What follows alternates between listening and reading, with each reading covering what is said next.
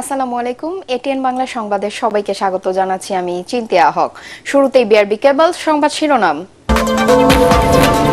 চলমান তাপদাহের কারণে স্কুল ও মাদ্রাসার ক্লাস বৃহস্পতিবার পর্যন্ত বন্ধ রাখার নির্দেশ হাইকোর্টের। সব প্রাথমিক বিদ্যালয় 2রা মে পর্যন্ত বন্ধ দিল মন্ত্রণালয়।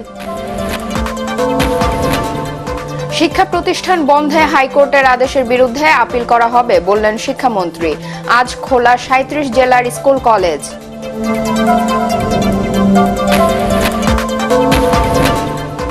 আগামী মাসের শুরুতে দেশের বিভিন্ন স্থানে ঝড়ো বৃষ্টির পূর্বাভাস।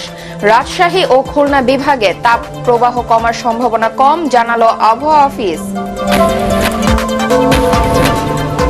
বিএনপি নেতাকর্মীদের রাষ্ট্রবিরোধী কর্মকাণ্ড থেকে বিরত থাকার আহ্বান ওবায়দুল কাদেরের। পুরো দেশকে গ্যাস চেম্বারে পরিণত করছে সরকার, অভিযোগ বিএনপির। এবং ওষুধের লাগামহীন মূল্যবৃদ্ধি রোধে কার্যকর ব্যবস্থা নিতে হাইকোর্টের নির্দেশ। ওষুধ প্রশাসন অধিদপ্তরকে দ্রুত আদেশ বাস্তবায়নের আহ্বান। শুনছিলেন বিআরবি কেবল সংবাদ শিরোনাম। এবার বিস্তারিত সংবাদ। চলমান তাপপ্রবাহের মধ্যে দেশের সব প্রাথমিক ও মাধ্যমিক স্কুল এবং মাদ্রাসার ক্লাস বৃহস্পতিবার পর্যন্ত বন্ধ রাখার নির্দেশ দিয়েছে হাইকোর্ট। বিচারপতি কে এম কামরুল কাদের ও বিচারপতি খিজির আয় হায়াতের দ্বৈত বেঞ্চ সব প্রণোদিত হয়ে এ আদেশ দেন। তবে যেসব স্কুলে এসির ব্যবস্থা আছে তারা ক্লাস নিতে পারবেন। এছাড়া পরীক্ষা চলমান থাকলে এ আদেশ প্রযোজ্য হবে না। হুমায়ুন চিশতির রিপোর্ট। টানা কয়েক সপ্তাহ ধরেই তীব্র তাপদাহে পুড়ছে সারা দেশ। সর্বোচ্চ তাপমাত্রা উঠেছে 43 ডিগ্রি সেলসিয়াস পর্যন্ত। স্মরণকালের সর্বোচ্চ তাপপ্রবাহে অস্থির জনজীবন। এই অবস্থার মধ্যেই শিক্ষা প্রতিষ্ঠান খোলা রাখার সিদ্ধান্ত নেয় সরকার। তবে প্রথম দিনেই রোববার সারা দেশে শিক্ষার্থী ও শিক্ষক সহ মোট 18 জনের মৃত্যুর ঘটনা ঘটে।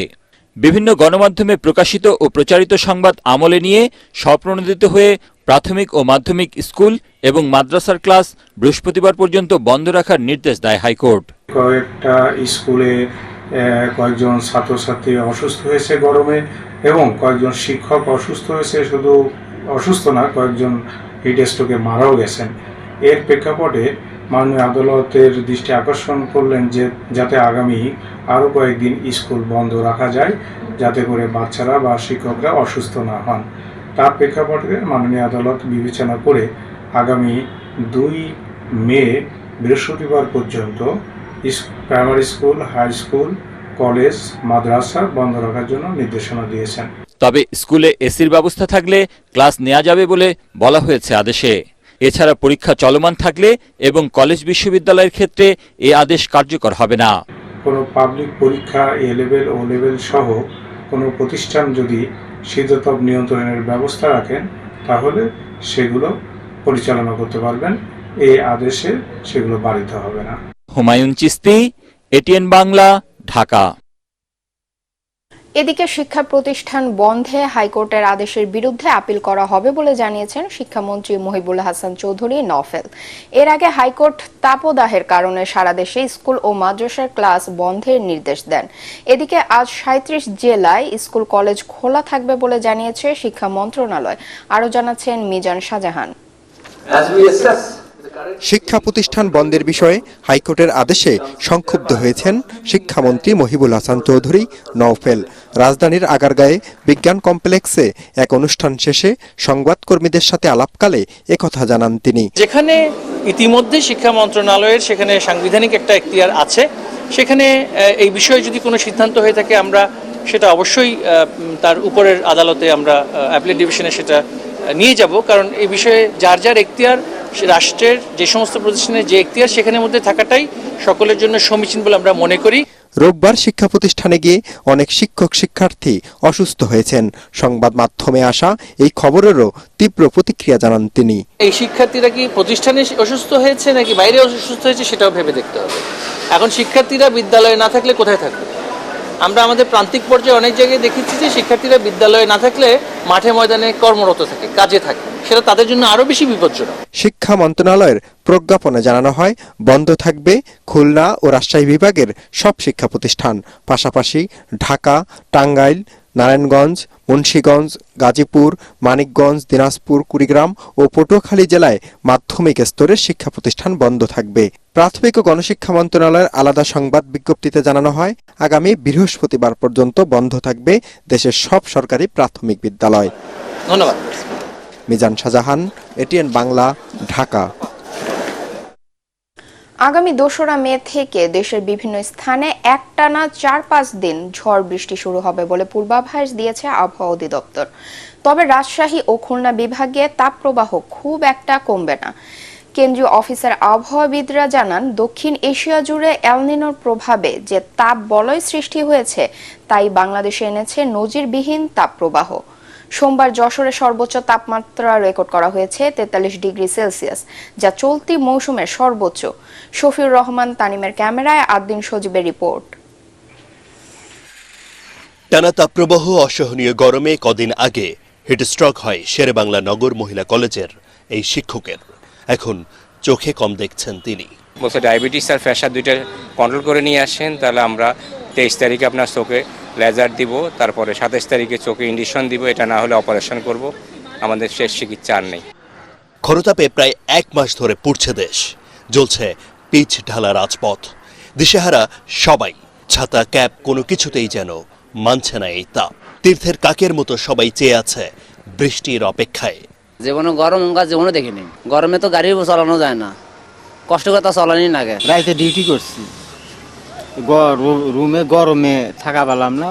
অসুবিধে তো অনেক সমস্যা, গরমে তো তাপে তো খুলে দাঁড়ান। আবহাওয়া অফিস বলছে, এল নিনোর প্রভাবে দক্ষিণ এশিয়া জুড়ে চলছে এই তাপপ্রবাহ। 2রা মে ঝড়ো হাওয়া আর বৃষ্টিতে আপাতত তা থেকে মুক্তি মিলতে পারে। বিদ্যমান তাপপ্রবাহ 1 মে 2024 সাল পর্যন্ত অব্যাহত থাকবে। 2 তারিখের পর বৃষ্টিপাত বৃদ্ধি পাবে এবং এই বৃষ্টিপাতটা 4 থেকে 5 দিন বিচ্ছিন্নভাবে অব্যাহত থাকতে পারে। তবে আপনারা জানেন যে এই বজ্রঝড় সৃষ্টির প্রবণতা ক্রমান্বয়ে 18 সালের পর থেকেই কমে যাচ্ছে।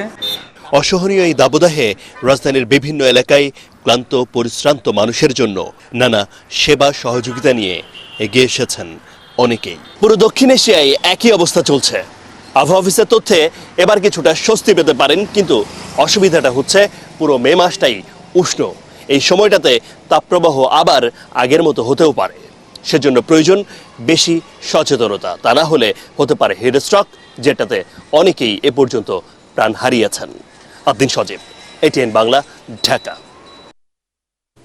তাপ প্রবাহ থেকে বাঁচতে রাজধানীর বিভিন্ন পয়েন্টে প্রতিদিন পানি ছিটানো হচ্ছে বলে জানিয়েছেন ঢাকা উত্তর সিটি কর্পোরেশনের মেয়র আতিকুল ইসলাম। এছাড়া 35,000 রিকশা চালককে বিনামূল্যে ছাতা, খাবার, স্যালাইন ও হাফ লিটার পানির বোতল দিচ্ছে ডিএনসিসি। পানির বোতল ফেরত দিলে 5 টাকা দেয়া হবে। মেয়র বলেন, চিফ হিট অফিসারের পরামর্শে এসব কাজ করা হচ্ছে। শিশুদের টিকা প্রদানে অনলাইন কার্যক্রম ই-ট্র্যাকার জোরদার করার বিষয়ে এক অনুষ্ঠানে তিনি আরও বলেন, ঢাকা উত্তরের 54টি ওয়ার্ডে একটি করে কমিউনিটি ক্লিনিক তৈরি করা হবে।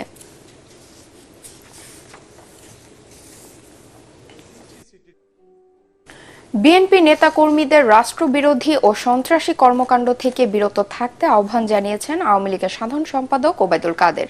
এক বিবৃতিতে বিএনপিকে সন্ত্রাসী দল আখ্যা দিয়ে ওবায়দুল কাদের বলেন, দলটির নেতারা নিজেদের অত্যাচারিত, নির্যাতিত দেখিয়ে সিম্প্যাথি কার্ড খেলার অপচেষ্টা করছে।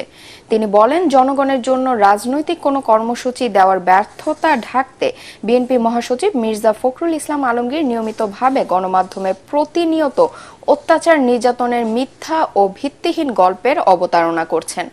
আওয়ামী লীগ জনগণের ম্যান্ডেট নিয়ে ক্ষমতায় আছে জানিয়ে আওয়ামী লীগ সাধারণ সম্পাদক বলেন, পঞ্চমবারের মতো প্রধানমন্ত্রী নির্বাচিত হওয়ায় শেখ হাসিনাকে উষ্ণ অভিনন্দন জানিয়েছে বিভিন্ন দেশ ও সংস্থা।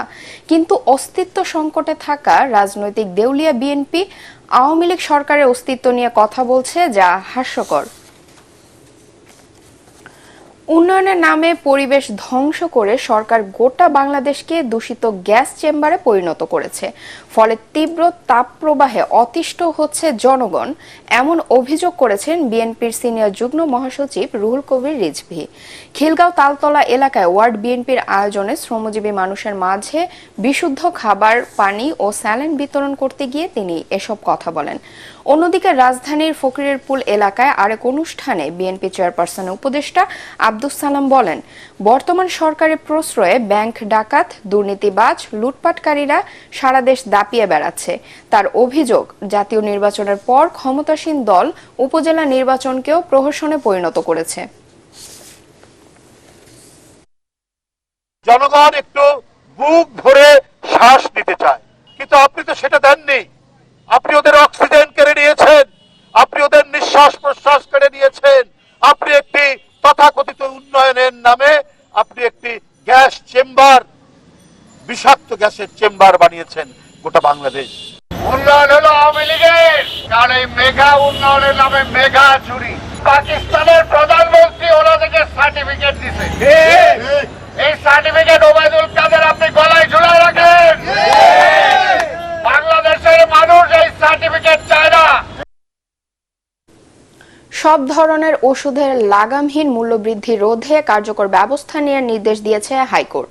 বিদেশ থেকে আমদানি করা অনুমোদনহীন ওষুধ বিক্রি বন্ধ করতে নির্দেশ দেওয়া হয়েছে। বিচারপতি মোস্তফা জামান ইসলাম ও বিচারপতি মোহাম্মদ আতাবুল্লাহর দ্বৈত বেঞ্চ রুল জারির পাশাপাশি এ আদেশ দেন। ওষুধ প্রশাসন অধিদপ্তরের মহাপরিচালক সহ সংশ্লিষ্টদের আদেশ বাস্তবায়ন করতে বলা হয়েছে। হুমায়ুন চিশতির আরেকটি রিপোর্ট। ওষুধের অস্বাভাবিক মূল্যবৃদ্ধি নিয়ে প্রকাশিত সংবাদ সংযুক্ত করে হাইকোর্টে রিট আবেদন করে consumer association of Bangladesh cab.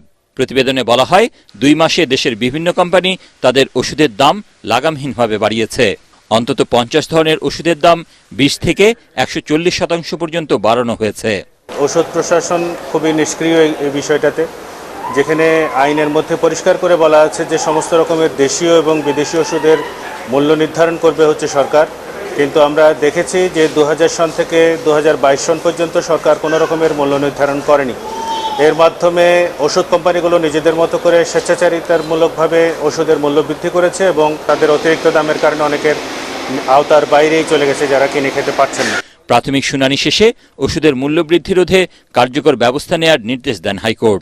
একই সাথে অব্যাহতভাবে ওষুধের মূল্যবৃদ্ধি রোধে কর্তৃপক্ষের নিষ্ক্রিয়তা কেন অবৈধ হবে না জানতে চেয়ে রুল জারি করেন আদালত।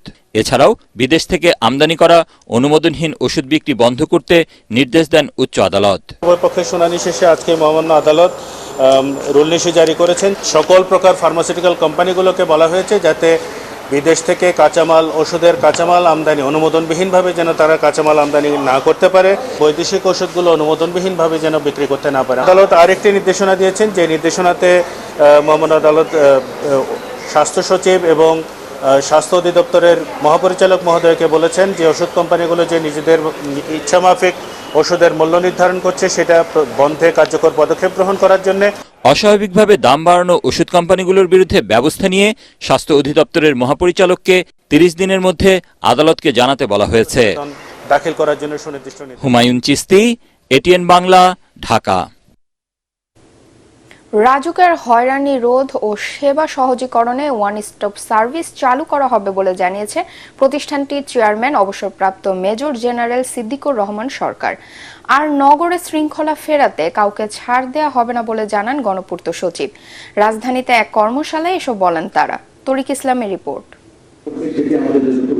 জনগণের সেবা নিশ্চিত ও সহজীকরণে সোমবার রাজধানীর ইস্কাটনে কর্মশালার আয়োজন করে রাজধানী উন্নয়ন কর্তৃপক্ষ রাজুক।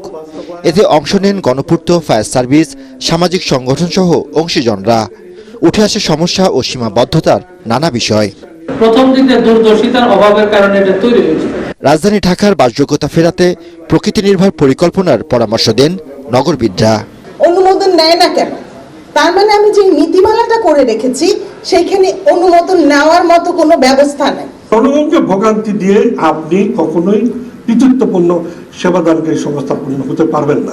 এ সময় আন্তরিকতার সাথে সেবা প্রদানে রাজুক কর্মকর্তাদের প্রতি আহ্বান জানান গণপূর্ত সচিব।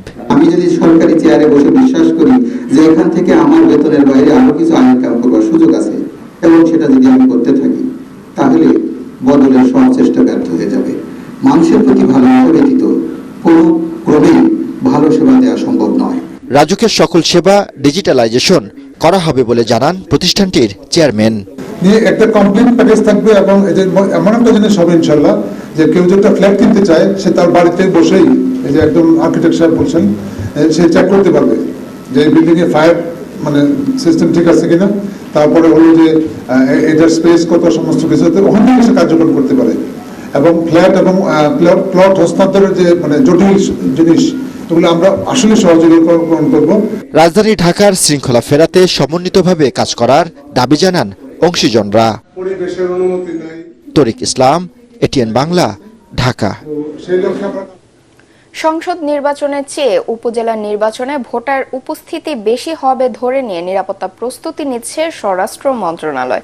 এ কারণে কেন্দ্রে কেন্দ্রে সশস্ত্র পুলিশ ও আনসার বাড়ানো হচ্ছে। ব্যালট পেপার কেন্দ্রে পৌঁছানোর ক্ষেত্রেও নেওয়া হবে বাড়তি সতর্কতা। সচিবালয় উপজেলা নির্বাচনকে সামনে রেখে এক সমন্বয় সভায় এসব সিদ্ধান্ত নেওয়া হয়।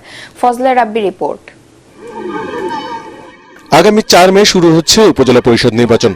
অন্যান্য বারের মতো এবারও 4 ধাপে সারা দেশে উপজেলা পরিষদ নির্বাচন অনুষ্ঠিত হবে। 25 মে হবে শেষ ধাপের নির্বাচন। অন্যান্য নির্বাচনের মতো এবারও রিটার্নিং অফিসারের দায়িত্ব পালন করবেন অতিরিক্ত জেলা প্রশাসক ও নির্বাচন কর্মকর্তারা। তবে ভোটের দিন এবং এর আগে পরের পরিস্থিতি স্বাভাবিক রাখতে আইন শৃঙ্খলা রক্ষায় নেওয়া হবে বিশেষ ব্যবস্থা।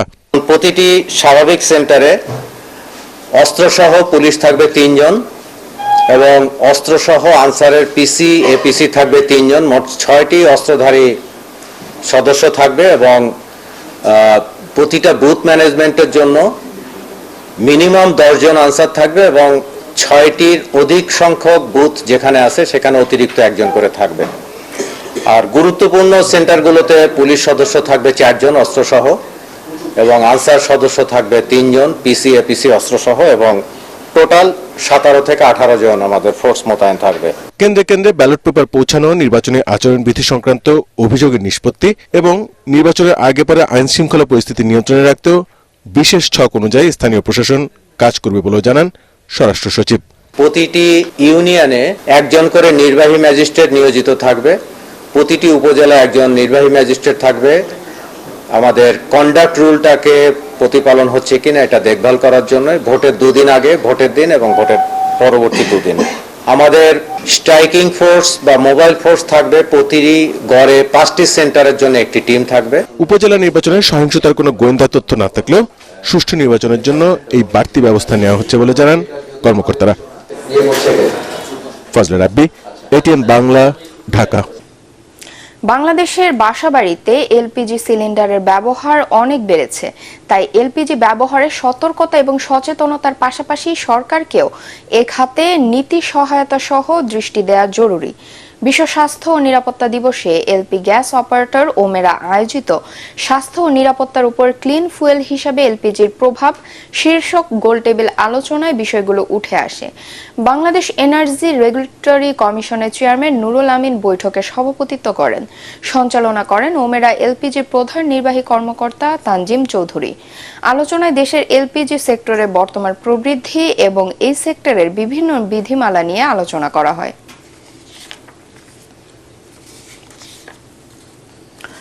অর্থনৈতিক অগ্রগতি ধরে রাখতে আর্থিক খাতে সুশাসন বাড়াতে বেশি মনোযোগ দিতে হবে বলে জানিয়েছেন এশীয় উন্নয়ন ব্যাংক এডিবির আবাসিক প্রতিনিধি অ্যাডিমন গিন্টিং। রাজধানীতে মেট্রোপলিটন চেম্বারের ত্রৈমাসিক সভায় তিনি বলেন, ব্যাংক খাত, রাজস্ব প্রশাসন, সরকারি কেনাকাটা ও বিনিয়োগে সুশাসন নিশ্চিতে সবচেয়ে বেশি জোর দেওয়া উচিত। অ্যাডিমন গিন্টিং এর মতে সুশাসন ছাড়াও জলবায়ু পরিবর্তন, মানব সম্পদ উন্নয়ন ও অর্থনীতির বহুমুখীকরণে সরকারকে পরিকল্পনা করতে হবে। মূল্যস্ফীতি ও ডলারের বিনিময় হার নির্ধারণে কার্যকর পদক্ষেপ দরকার বলেও জানায় এডিবি। শিল্পের অর্থায়ন নিশ্চিতে পুঁজিবাজার উন্নয়নের তাগিদ দিয়ে অ্যাডিমন গিন্টিং বলেন, বাংলাদেশের অর্থনৈতিক অগ্রযাত্রায় পাশে থাকবে এডিবি।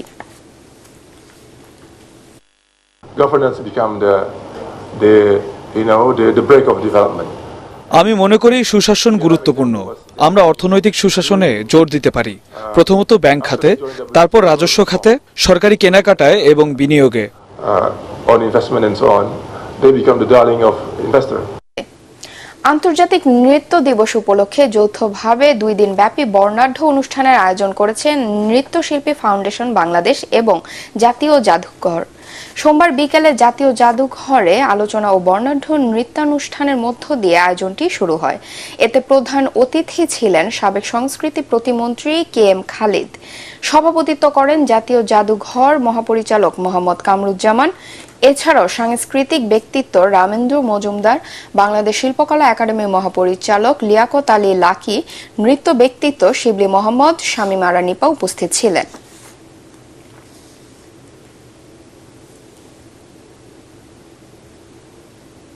পার্টেক্স খেলার খবর।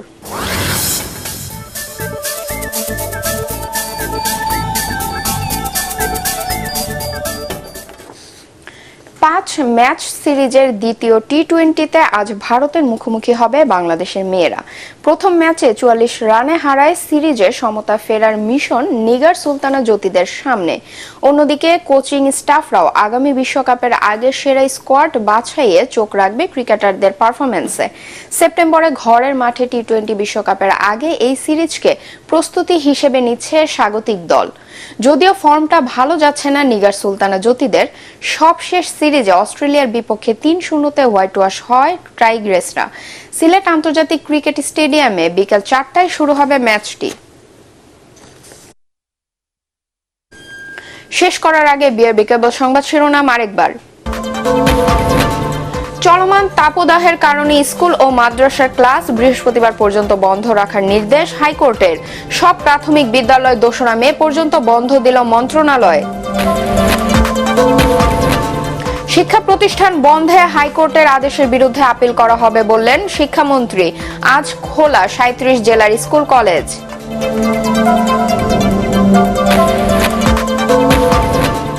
আগামী মাসের শুরুতে দেশের বিভিন্ন স্থানে ঝড় বৃষ্টির পূর্বাভাস। রাজশাহী ও খুলনা বিভাগে তাপপ্রবাহ কমার সম্ভাবনা কম, জানালো আবহাওয়া অফিস। বিএনপি নেতাকর্মীদের রাষ্ট্রবিরোধী কর্মকাণ্ড থেকে বিরত থাকার আহ্বান ওবায়দুল কাদেরের। পুরো দেশকে গ্যাস চেম্বারে পরিণত করছে সরকার, অভিযোগ বিএনপির। এবং ওষুধের লাগামহীন মূল্যবৃদ্ধি রোধে কার্যকর ব্যবস্থা নিতে হাইকোর্টের নির্দেশ। ওষুধ প্রশাসন অধিদপ্তরকে দ্রুত আদেশ বাস্তবায়নের আহ্বান। পরবর্তী সংবাদ দেখার আমন্ত্রণ জানিয়ে এখনকার মতো শেষ করছি। এটিএন বাংলার সংবাদ ইউটিউবে দেখতে ব্রাউজ করুন youtube/ATN Bangla News। ধন্যবাদ সবাইকে।